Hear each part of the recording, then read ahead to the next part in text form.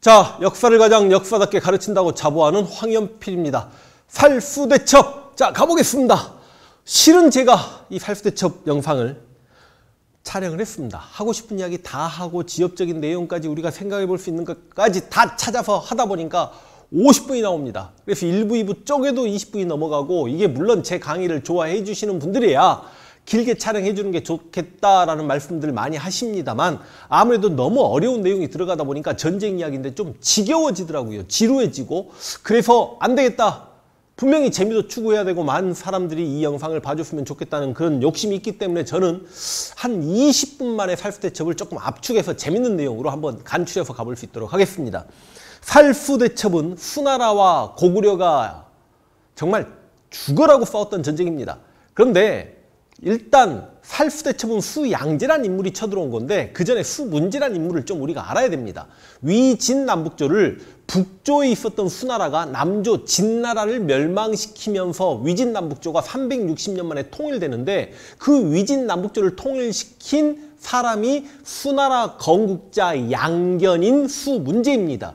그러니까 수나라 건국자의 위진남북조를 통일시켰으니 얼마나 대단한 인물입니까? 실제로 이 수문제의 업적이 엄청납니다. 뭐 세계사 공부할 필요까지는 없습니다만, 뭐 과거 지도를 정비하고 중앙 정치 조직, 삼성육부, 이게 나중에 당에 영향을 미치고, 이게 나중에 발해와 고려까지 영향을 끼친단 말이죠. 조세 제도 정비하고 궁중의 사치를 금하고, 그래서 실제로 위진남북조 혼란기에 그 인구가 많이 늘어나지 않았었는데, 수가 위진남북조를 360년 만에 통일하고 난 다음에 인구가 어마어마하게 증가하고, 호구수라고 하죠. 가호, 집의 숫자가 엄청나게 증가하는데, 이건 훗날 그 정관의 치로 유명했던 당태종 이세민 때도 그 수문제 때의 호구수를 뛰어넘지 못한다. 그래서 이렇게 수문제에 정말 잘했던 정치를 연호가 개황이었으니까 수문제 때 이걸 개황의 치라고까지 이야기합니다.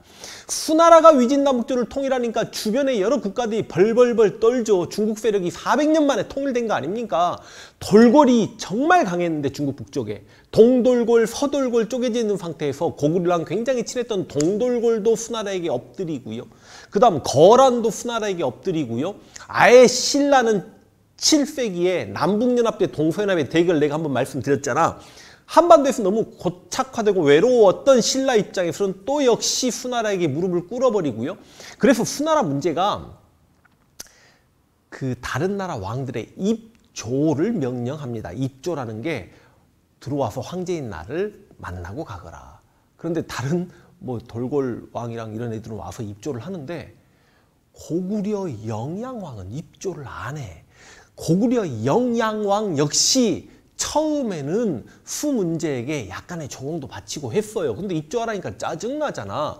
그러니까 수문제가 고구려에게 뭐라고 했냐면, 야, 너희 고구려가 우리 수나라와 요하를 경계로 맞대고 있는데 요하가 장강보다 넓더냐? 나는 남쪽의 장강, 양쯔강을 넘어서 진나라를 멸했는데 요하 건너가는 건 더 쉽다. 근데 그 요하를 믿고 나에게 괴기는 거냐? 그러니까 영양왕이 그 말을 듣고 전쟁 준비를 하지 않을 수가 없었죠. 실은 이 영양왕이 정말 대단한 왕인데 왜 우리 역사에서 영양왕을 이렇게 추앙하지 않는지를 모르겠습니다. 그러니까 영양왕은 평강왕의 아들이에요. 평강왕의 딸이 평강공주잖아. 아마 그 평강공주와 영양왕은 친남매였을 확률이 높아요. 왜냐하면 그 영양왕이 온달에게 칼을 내어주고 중령이북의 땅을 되찾아오거라 그래서 온달이 신라를 공격했다가 온달 산성 아니면 아차산에서 화를 맞고 죽었다. 그런데 온달의 시신이 들어간 관이 움직이지 않다 보니 평양에서 평강공주가 전쟁터까지 내려와서 관 앞에 꿇어 엎드려 울면서 여보 이제 그만하면 됐으니 고향으로 돌아갑시다 라고 했더니, 그때서야 관이 움직였다는 도저히 믿지 못할 이야기를 제가 온달편에서 말씀을 드렸죠.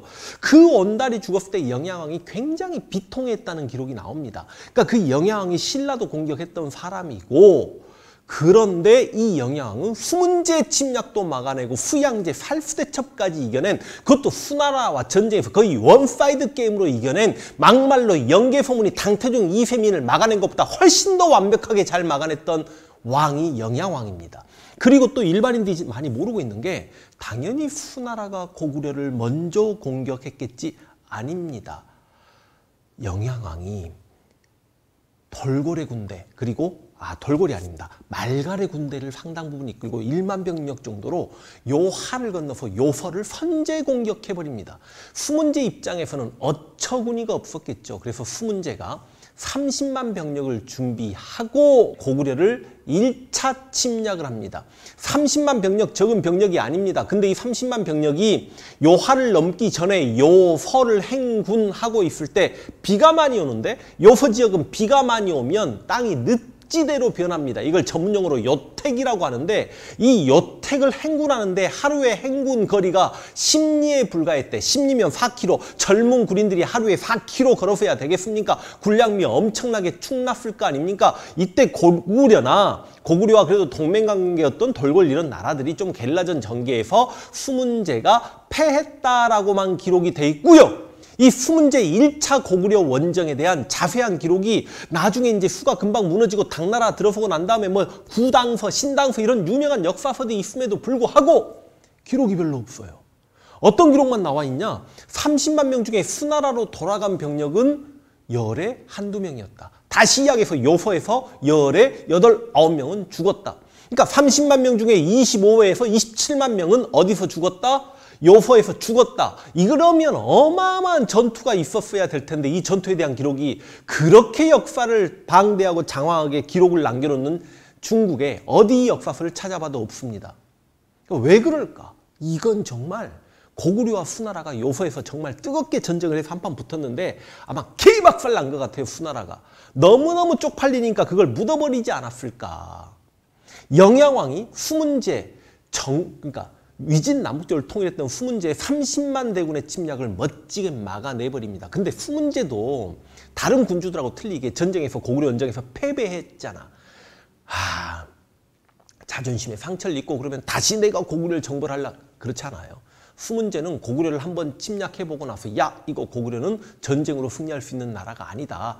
전쟁으로 인해서 국력이 약간 쇠퇴했을 테니 우리가 국력을 더 강하게 만들어야 된다라고 내치에 힘썼던 게 바로 수의 문제입니다. 그러니까 수문제가 개왕의 7호 전쟁에서 패배했음에도 불구하고, 대외 원정 고구려와 전쟁에서 패배했음에도 불구하고 박수 받는 거예요. 그런데 이제 수문제가 늙었어. 수문제 양견의 큰아들이 양용이고 둘째 아들이 양광. 이 양광이 훗날의 수양제인데, 아버지 수문제 양견은 큰아들인 양용을 좋아했습니다만 수문제의 왕비가 양광을 더 좋아했어요. 그런데 큰아들이었던 양용이 술에 쩔어 살고 사치 막 이런 데 관심 갖고 그러니까 왕비의 건의를 받아들여서 태자로 양광이 됐는데, 양광을 사랑했던 어마어마한 왕비가 죽어버리네. 그러니까 큰아들 양용을 더 사랑했던 수문제는 태자를 큰아들 양용으로 체인지하려고 합니다. 이 이야기를 들은 수양제가 되는 양광이 참았겠냐고. 그래서 아버지가 병석에 누워있는데 아버지한테 병문안 가서 베개 들고 아버지 얼른 돌아가세요, 죽으세요 하고 베개로 아버지를 눌러서 죽였다는 설도 하나 있고, 수문제가 그 중국의 남조의 진나라를 멸하고 위진남북조를 통일할 때 진나라 공주가 굉장히 아름다웠는데 그 공주를 후궁으로 삼았는데 그 공주를 양광이 마음속으로 또 좋아하고 있다가 짝사랑하고 있다가 겁탈을 해버립니다. 어찌됐든 간에 자기 아버지 후궁이면 계모잖아, 어머니잖아. 겁탈을 해버리니까 이 겁탈당한 진나라 공주 출신 수문제의 후궁이 수문제에 찾아가서 당신 아들 둘째 양광이 나를 겁탈했습니다라고 이야기하니까 수문제가 뭐야 이 자식이 하면서 심장마비로 죽었다는 기록도 전해집니다. 그러니까 어찌됐든 간에 수문제는 수양제, 양광이 죽인 거야. 자기가 태자 시절에 어찌됐든지 간에 아빠가 죽으니까 바로 황제가 되는 거 아닙니까? 큰형이었던 양용 죽여버리고 이제 황제가 되죠. 그게 바로 유명한 수양제입니다. 중국인들이 가장 싫어하는 황제 2명에 뽑히죠. 당연히 수양제. 한 명 더 누구? 의외의 인물 나올 겁니다. 누구? 중국인들이 가장 싫어하는 황제 중에 한 명, 진시 황제. 수양제와 진시 황제를 중국인들이 가장 싫어하는 이유는 뭘까요? 중국인들은요, 황제가 농민들을 노역에 동원해서 대규모 토목공사를 일삼는 걸 제일 싫어합니다. 진시 황제 뭐 시작했어? 만리장성. 물론 만리장성은 명나라 때 가서 완성이 됩니다. 또 병마용 갱 드러났잖아. 최근에 다 시안 지역에 가면 거기 못 가봤어요. 꼭 가봐야 되는데 아방궁이라는 엄청난 궁궐을 만들었다는 기록도 나와 있잖아. 그게 진시황제였고, 수양제는 수문제조차도 대운하를 건설하다가 야 이거 백성들이 너무 노역이 힘들하니까 중단했거든요. 근데 수양제는 또 수백만 명 동원해가지고 우와 황하와 양쯔강을 사바나 들고 수백만 인민들 동원해서 연결시키죠. 이거 진짜 대단한 겁니다. 21세기 이명박이 아니 남한강하고 낙동강 상류하고는 얼마 되지도 않아. 그거 연결시키는데 이 대운하가 되냐 안 되냐 난리 쳤었는데 1300년, 1400년 전에 중국에서는 짱깨들이 사바나 들고 그거 연결시킨 거 아니야. 그 대운하를 연결시켜 놓고 수백, 수천 척이라고 기록이 나옵니다. 수천 척의 배를 타고 다니면서 대운하를 유람하고 다녔던 게 수양제죠. 과시욕이 엄청났던 새끼입니다. 그런데 이제 수양제가 아버지 수문제를 뛰어넘고 싶을 거 아니야. 아버지 수문제가 30만 명 대군 몰고 가서 요소에서 개죽음 당했잖아. 수나라 병력이. 그러니까 다시 한번 고구려 원정을 준비하고 있을 때 이때 신라에서 글이 하나 날라와. 고구려가 계속해서 신라를 압박하니 그때 신라 왕이 진평왕이었고 진평왕이 원광법사를 불러서 야 고구려가 우리를 이렇게 힘들게 하는데 지금 수나라 황제 양제가 야심이 가득 차니 그놈한테 좀 꼬드겨가지고 고구려를 공격하게 하자. 원광법사야 군대를 구걸하는 표를 쓰거라. 걸, 사표, 군사사자, 구걸할 걸자. 그러니까 원광법사가 아니 전하 내가 그래도 일국의 승려인데 다른 나라 군대를 빌려다가 또 고구려를 쳐들어가게 하면 나에게 전쟁을 일삼게 하는 글을 쓰란 말이냐. 내가 살생을 금해야 되는 승려인데.